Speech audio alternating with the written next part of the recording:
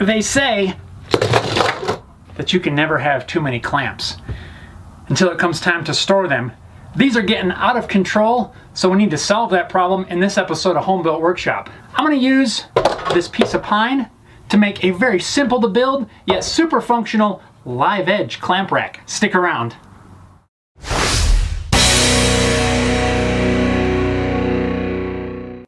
At the end of the day, this project really isn't going to be much different than any of the other bazillion clamp rack videos that are available online, but it is definitely a project that I need to take the time to make, so I thought I'd bring you guys along for the ride. My needs at the moment for a clamp rack really only have a couple of criteria. One, it's got to be super quick to build, it's got to be very inexpensive, and it has to hold just a couple of different kinds of clamps. I've got a lot of these F-style clamps. I need it to hold as many as I can, as well as a couple of sets of these larger parallel clamps. I'm going to make the clamp rack to hold both different kinds, a few of the parallels, and then as many of the F-style that I can.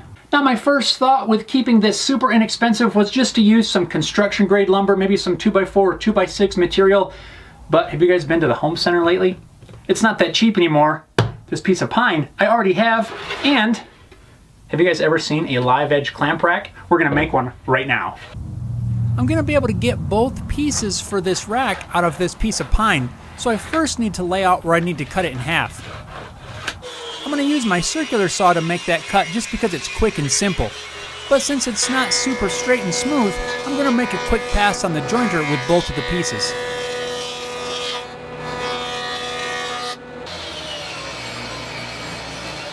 Now I'll rip the back piece down to its final width, and I can cut the pieces to length.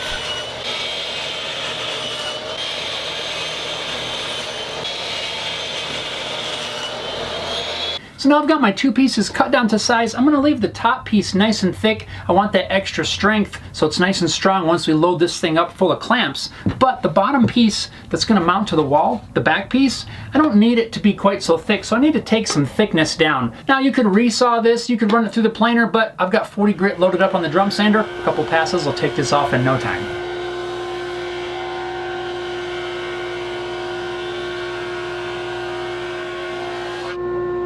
Now, just a really quick side note, anytime I'm using my drum sander to do any sort of heavy dimensioning like this, which actually I do quite a bit because in a lot of cases it's easier for me to do that than it is to drag out the planer, and I get a lot better results. I don't have to deal with a snipe. But it's really important to use a really coarse grit. Don't use something like a 120. It's going to take you forever, and you may have to even change the wrap out a couple of times. Who knows? But a coarse grit is the way to go. But if I'm working with a softwood like this pine, that can have sap and pitch, stuff like that in there, it will clog up your paper right away, and you don't want to waste a brand new roll. So I definitely recommend keeping some half-used rolls around. I keep these when I'm done with them, and this is why. They get clogged up really fast, and there's really no way to clean these out. So, a little side tip there for you.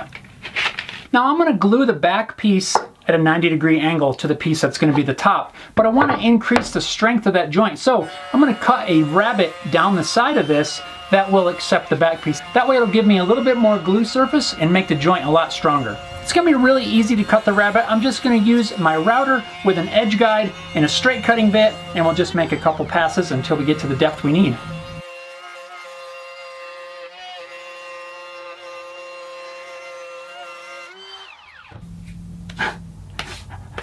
Wow, that makes a huge mess. An alternate way would be to cut this on the table saw. Might make a little bit less mess, but this way for me was quicker, not necessarily cleaner.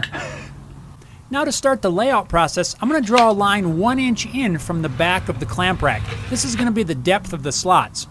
Then starting 1 inch in from the end, I'm going to make the first 4 marks 2 inches apart. This will be for the parallel clamps.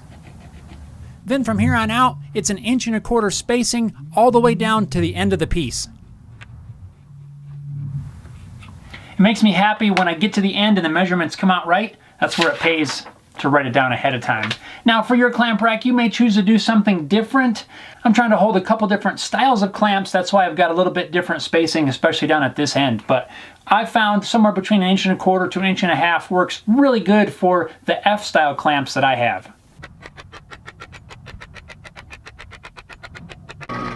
Now with the drill press, I'm going to drill 3/8 inch holes at all of those points. I'm going to spare you most of this and we'll just jump to the end.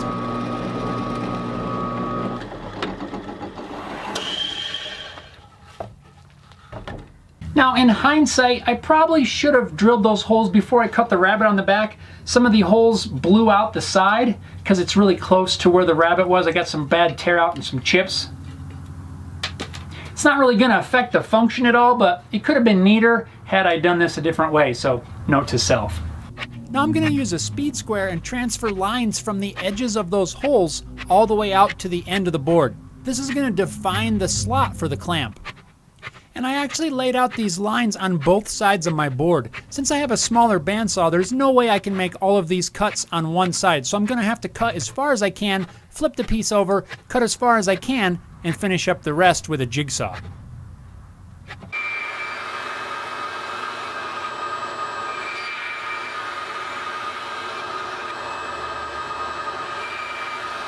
Here you can see I'm going to quickly run out of room, and that's why I laid out the lines on the other side.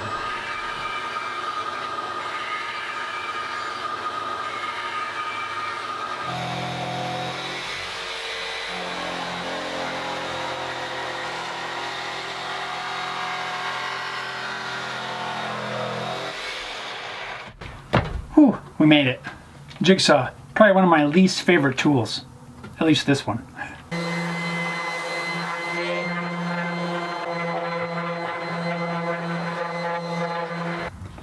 Let's glue this.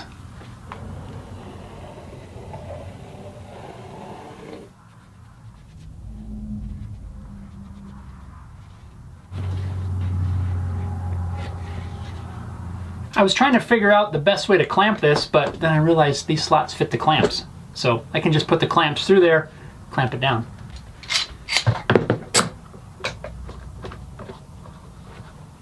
I love it when a plan comes together. Let's let this dry. For the finish, I'm just going to use super simple spray lacquer, mainly because it dries really fast, and I'm trying to get this done pretty quick. Honestly, you probably don't even need a finish if you didn't want to put one on, but I want a little something on there just to give it a little bit of protection.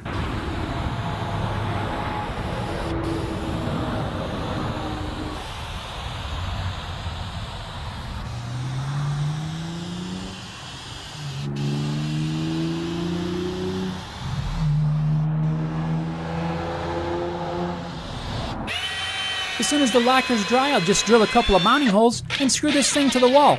And there's only one thing left to do. Let's load this thing up. And there it is, guys, our quick and super simple clamp rack with included live edge at no extra charge. This thing is going to work out great. I'm glad to be able to have a bunch of these different clamps a lot more accessible when I need them. A little bit of room for expansion. A couple more of these clamps I think I can see in the near future. Now, one thing that I think I might do when I have to make another one of these is if I'm going to use something like this softwood, I would leave more space between these. Not because there's any issue with the clamps. That works out perfect. I wanted them to be as close together as possible. But by the time we cut the slots in here, these are a little bit weak. I could probably snap these off fairly easily.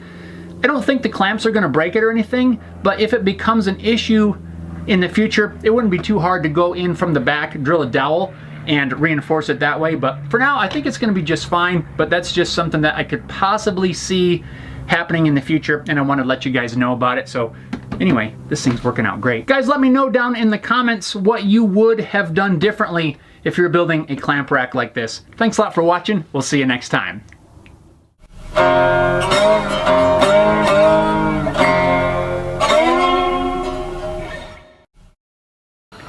Hey, if I had some hair, I could comb it. Oh boy.